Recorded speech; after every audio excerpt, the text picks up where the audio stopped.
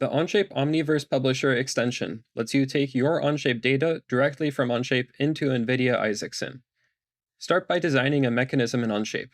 Capture drive parameters, physics limits, and other robot data in the extension panel. The extension also provides sim-ready OpenUSD exports, both for articulated mechanisms and static assets.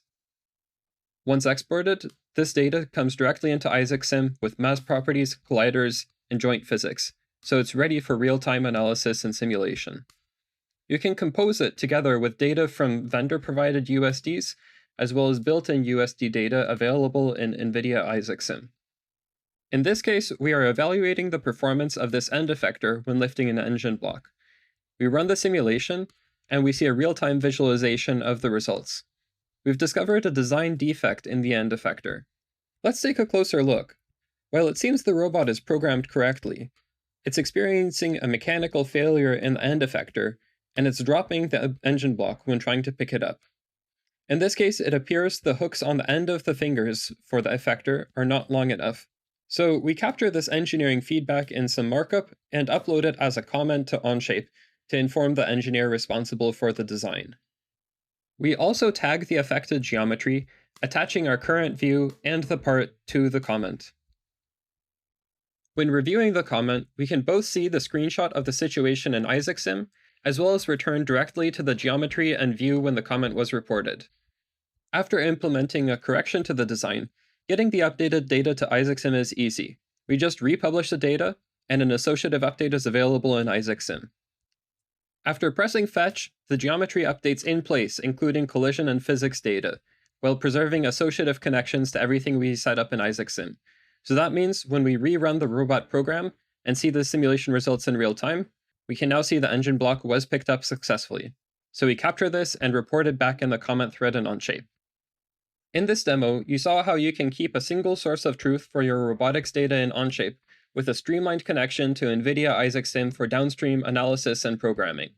Surface modeling in Onshape saw a nice upgrade this release. Mutual trim now supports multiple surfaces, allowing you to define entire sets of geometry and trim them together in a single operation. Instead of working surface by surface, you can quickly resolve complex intersections, and then interactively choose exactly what to keep, directly in the graphics area. For industrial design and advanced surfacing workflows, this makes it much faster to refine shape and form.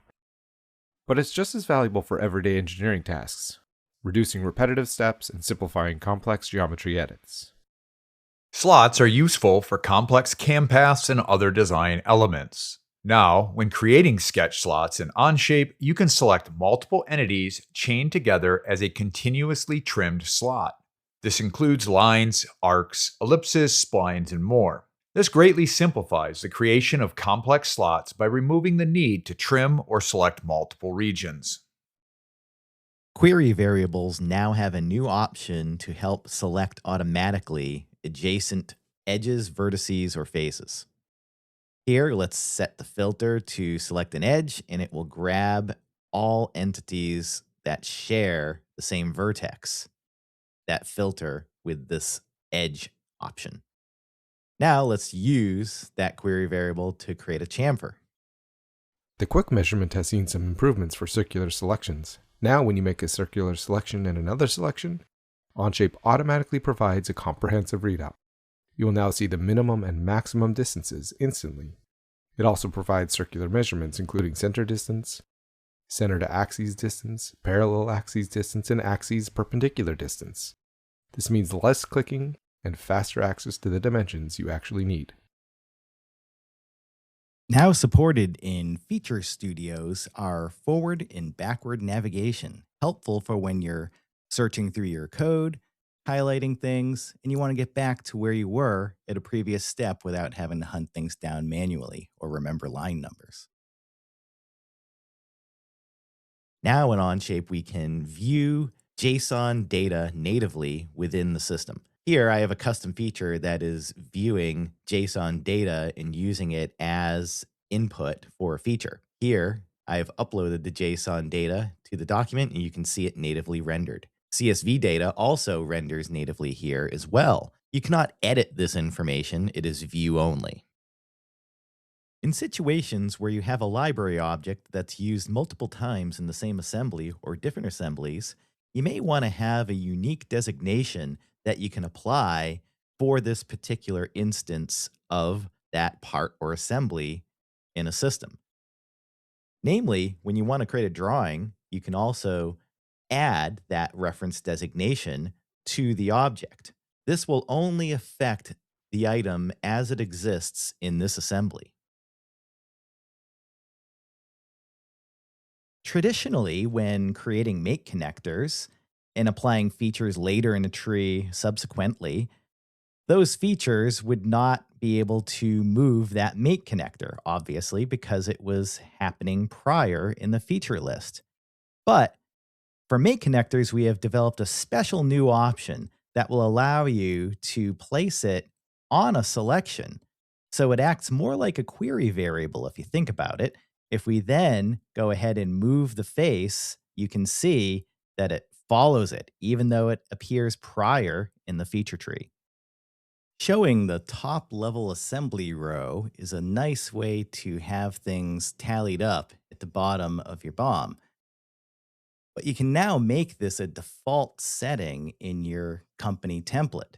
Here, I'm going to edit my company template for my company BOM, making sure to show this new option for a top level assembly row as default. So now if I switch to that company BOM, you'll see that it already has that option turned on. You can now copy individual drawing sheets and paste them into other multi-sheet drawing packages. Simply copy the sheet from the sheet list here and paste it into the drawing sheet package you wish for it to go into.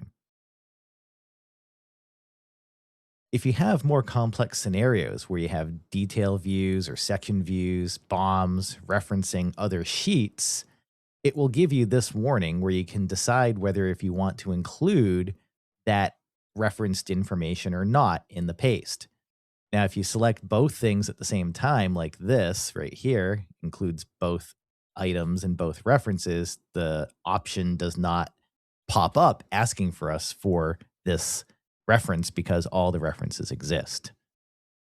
So let's just paste that and you will see the result of that particular paste right here. Both views pop in here, both drawing sheets pop in here. Now, if you want to, let's just delete this. Let's show you the alternative.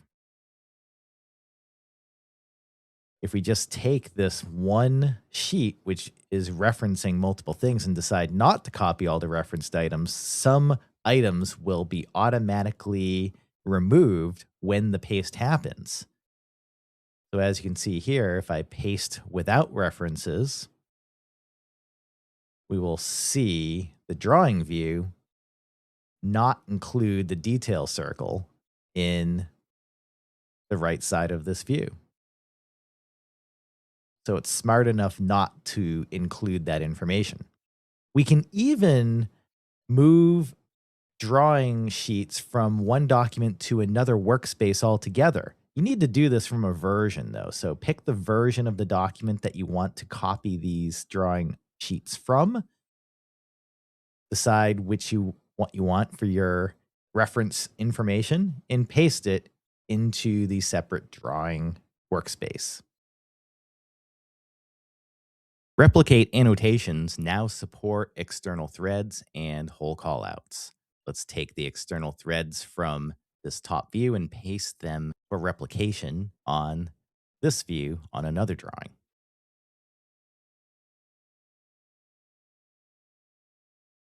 It also supports whole callouts, really useful even when the whole number of holes are actually different.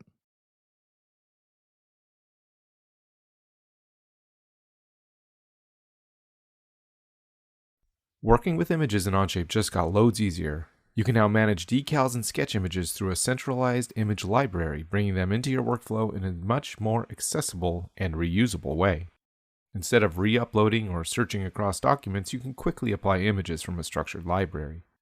This makes it easier to standardize branding and maintain consistency across projects, whether you're applying decals, adding reference images, or building out visual details. And because the same library is shared, you're, once again, working from a single source of truth. This upgrade unlocks faster workflows, improving design efficiency. Reflection analysis has received an update in this release that allows you to lock the orientation of the reflection for further inspection.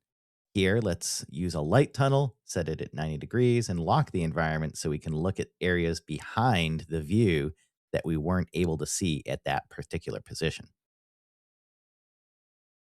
Appearance sets in Render Studio Advanced are a new appearance that you can apply to parts and subassemblies that will allow you to set multiple materials that you can swap quickly between. You can even name these sets so that they perform a certain function here for you. In this case, cover material choices. Now, I will swap my material library so it's spread across the bottom. And now that makes it easier for me to drag and drop different material choices into the appearance panel. Let's search for car paint type materials, drag and drop these in. I might drag and drop some leather type materials. And once we have these, we can now set the active appearance that we want to see and very quickly and easily swap between these to compare how they look. You can even duplicate this appearance set to make it very easy to have multiple types of material choice sets that are available at your disposal. Let's just rename that and make this the leather choice, and then we have the paint choice. And I will go in and set the appearances so that they show just the paint materials and the leather materials for each type. Simply right-click to remove them from the appearance set. And that's it.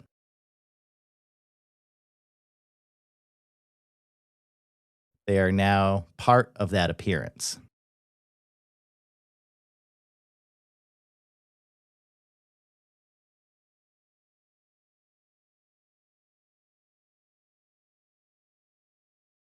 Now in PCB Studio, reference designators carry over into the Onshape assembly creation process as an assembly instance property, which shows directly in your feature tree. You can also override the instance property, making sure not to duplicate one in your ECAD system, of course. But let's go ahead and update the Onshape PCB Studio with this information, and you can see it carries over right over here as well. Selecting 2D contours just got easier with this new update. In previous releases, when users would select a 2D contour operation, the cut side and direction would sometimes be unpredictable and require the user to adjust the cut side of the contour. With this update, we've added better logic for tangential selection that uses model geometry to predict the desired cut side and direction.